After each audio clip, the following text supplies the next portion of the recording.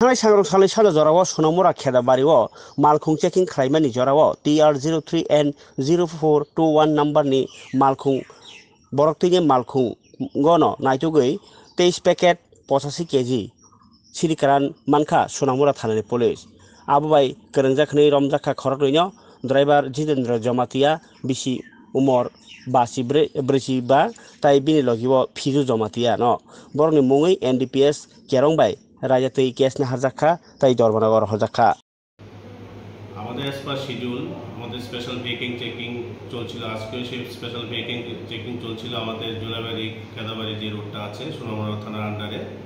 তো আজকের এই ভেহিকেল চেকিংয়ের সময় inspector Biplab Debbarma, sub inspector Jagabandhu Debnath, TSR এবং পুলিশ ছিল সেই ভেহিকেল চেকিংয়ে। তো ভেহিকেল চেকিং করার সময় TR03N0421 একটা ওয়াগনার গাড়ি ডিটেন করা হয়।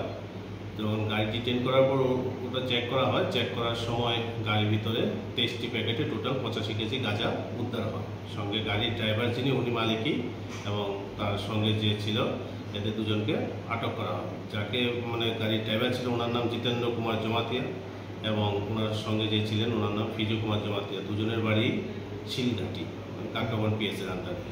মূলত গাঁজাগুলো হয়তো বা এখান থেকে শিলঘাটিতে ট্রান্সপোর্টেশন করার জন্য ওরা গাড়ি নিয়ে গাঁজাগুলো নিয়ে যাচ্ছিল। তবে তদন্তের সাথে তদন্ত চলছে, এখন কিছু বলতে পারছি না। আর ঘটনাটা আজকে আমাদের গাড়ি চেকিং চলছিল রাত অনুমানিক 8:30-9টার দিকে।